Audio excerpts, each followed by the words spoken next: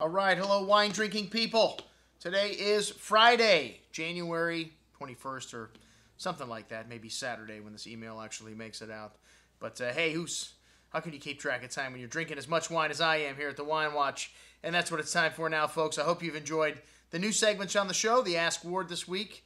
And we've got Cheech coming up on his accessory of the week, probably next week because it's a long email. So we're going to give him his own email on this one.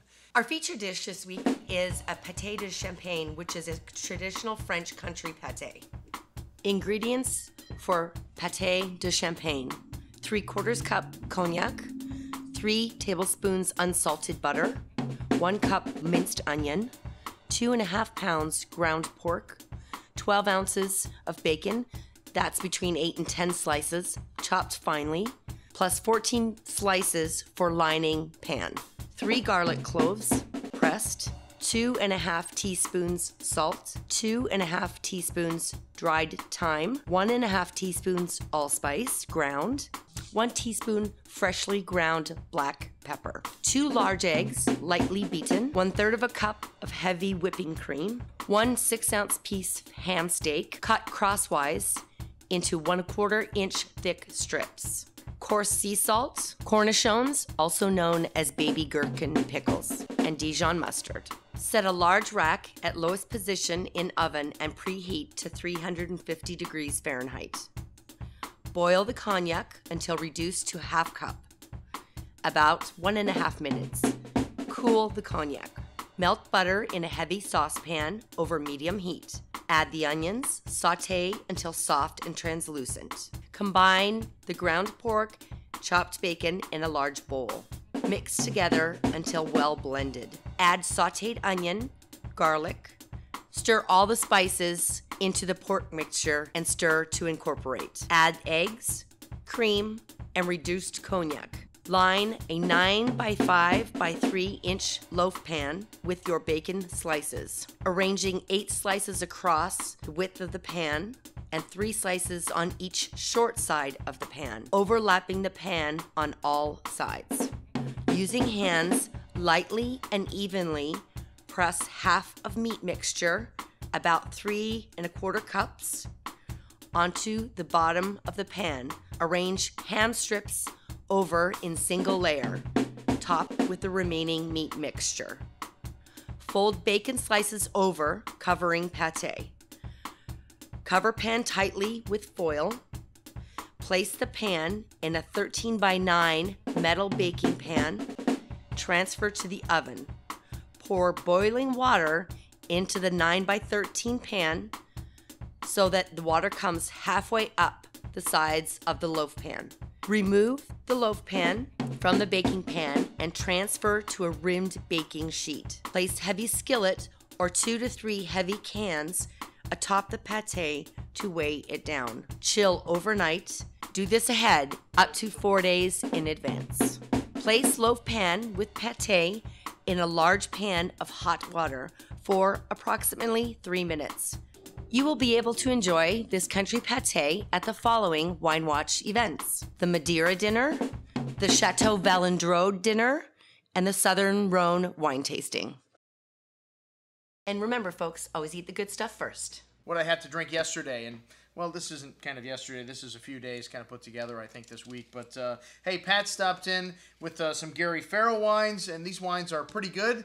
The Chardonnay from Carneros, your typical California Chardonnay, a lot of ripe tropical fruit there, some toasty oak notes, nice creamy texture on the palate, and some good freshness on the finish. A really nice little wine coming in around 30 bucks. And then the Pinot Noir from Russian River, a little bit cold. You know, when you come to bring wine to show it, you don't want to have it ice cold. It doesn't show really well. But I had this one sitting, warming up all day. Pat was nice enough to leave me a whole glass here. And it warmed up nicely. Some nice red cherry and strawberry fruit here, a little hint of vanilla spice and cinnamon, and really nice light berry fruit on the tongue, a hint of spice. One of the things I love about Pinot Noir, it doesn't have to be big and overbearing. It can still have a lot of flavor, but it usually has lovely freshness. You're not going to mistake this wine for Syrah. All right, Gary Farrell's Russian River selection. Next up, some wines from Atlas Peak Winery, and the Cabernet here, very nice. I think the Howell Mountain Cabernet definitely a step up and big and burly, just like most Cabernets are from Howell Mountain. Like I said, the Napa Cab had some nice, densely packed fruit, a little bit of tobacco spice, currant and cassis there, and pretty well built and some firm acidity. But the Howell Mountain, man, really big and lots of everything we want in a big Cabernet Sauvignon from Napa Valley. Finishes a little bit tannic, but needs a little bit time, but it's got all the right stuff here. Most excellent at around $60. All right, next up we had some everyday wines from Ruffino. And, you know, I'm not going to get down on one of Italy's biggest wineries, but, you know, the everyday stuff from them is just that, man, every day. Not the reason why I get out of bed in the morning. $10 Pinot Grigio, the Ruffino Lumina, and the Conventi Sauvignon Blanc, and the Chardonnay. Hey, not bad wines, but, you know, for $10, maybe I'm expecting a little bit more from everything. But, all right, decent. The Il Ducal, a nice little wine, a Super Tuscan there, like $15 and change. That wasn't bad. And then the Classico Asiano Chianti, that was a pretty good little wine for a classic style Chianti for about $10 a bottle. Had a little bit of that Tuscan terroir, some dried mushroom notes, and a little bit of dried meat note also in there, something I associate with Tuscan wines. And then we had a few wines from Antonio from Terre, España. He was in next, and Antonio's got a great book of wines. But again, a slew of $10 wines. Oh, not bad, but, you know, I mean, the Mencia from Bierzo was nice. It's an unoaked version of this varietal. Lots of grapey fruit on the nose, floral notes, fresh, really nice everyday wine. And then the Bodegas Abanico Sinfonia. This was probably the best of the whole bunch. Had a lot of dark berry fruit here. Really over-delivered for $12 a bottle, but I don't like that plastic cork, man. Something about that. And a little bit of balsamico note in there also. But really, really nice and densely packed wine. Then the Casa de Angel from Valencia. This one's 100% organically produced. I can't believe what you can get for $15 from Spain, man. Organically produced wines.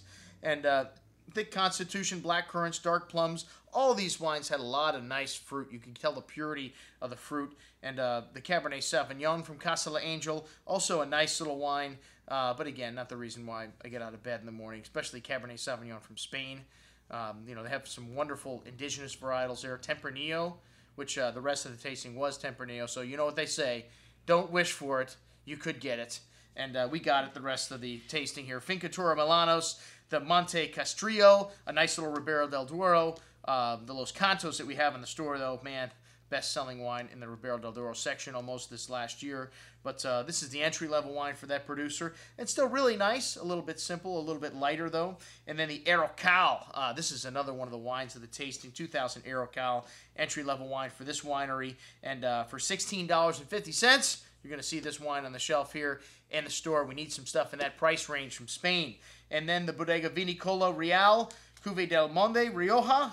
Guess what? 100% Tempranillo. New producer for this company, but had a nice hand of sweeter, riper cherry fruit there. Notes of kind of chalk-like minerality and perfume nuance. One of the things you get from Tempranillo, that lovely floral perfume at $31.50.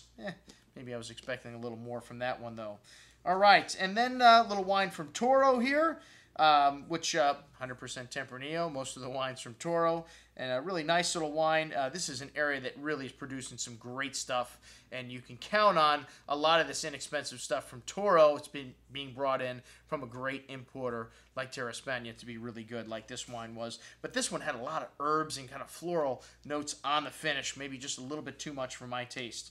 All right, next up we had Charles in from Roland de Bie. And here's a gentleman that specializes in Bordeaux that brings me Burgundy from Vincent Bourgeois, a Meursault.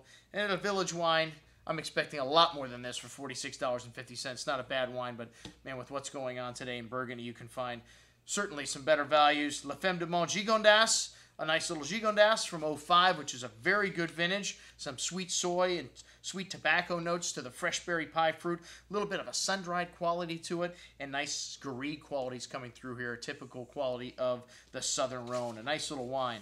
All right, and then some 2009 Bordeaux's. Well, one of which I thought had a little volatile acidity. Charles didn't understand what I meant by that volatile acidity. It's kind of this nail polish ethyl acetate aroma that you get from bacteria that forms with a wine, and it's a flaw in the wine. So, you know, sometimes a little bit of it's not bad, but when you get a real strong nail polishy note from a wine, that is a flawed wine.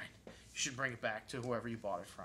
All right, but 2009, a fabulous vintage in Bordeaux, and the little Madaki brought us from Chateau Queyron. Probably not pronouncing that right, but a nice little wine showing the lovely fruit-forward nature of this 2009 vintage. And then the Tayrac Cuvée Laborie from Margaux, pretty much a textbook Margaux, some lovely coffee, espresso notes, cassis, and dark cherry fruit there. Very well endowed. Really nice soft tannins on the finish too, fine tannins. $43 though. Maybe expecting a little bit more from that. 2002 Quino Long Close, however, very nice little wine. 2002, not a very highly regarded vintage, but drinking beautifully. Alan Reynaud used to own this property, a great Saint-Emilion, and we'll have to find the price on that, but I'm sure it was overly priced, like everything in this tasting for some reason. That was the theme. And hey, why have we been looking at these two magnums of Bricco Manzoni this whole time, damn it?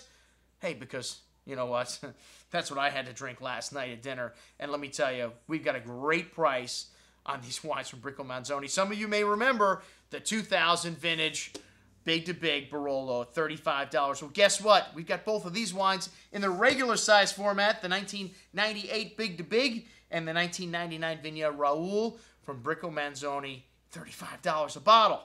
Hey, these are magnums. Guess what? We got a few magnums in, $40 a bottle. Oh, I'm sorry, $80 a bottle. It's $40 divided by 2 would be 40 for the 750s.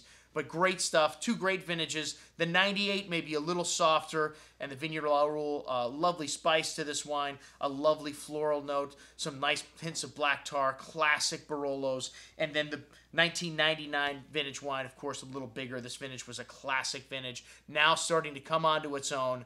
These wines, especially in Magnum format, will not last. They probably will not make our email next week with the Bricco Manzoni 750s on them. All right, folks, I'm your host, Andrew Lampasone, signing off for the Wine Watch. That's what I had to drink last night. And remember, always drink the good stuff first. Forgot my extro there. I was about to say, what the hell happened? What happened?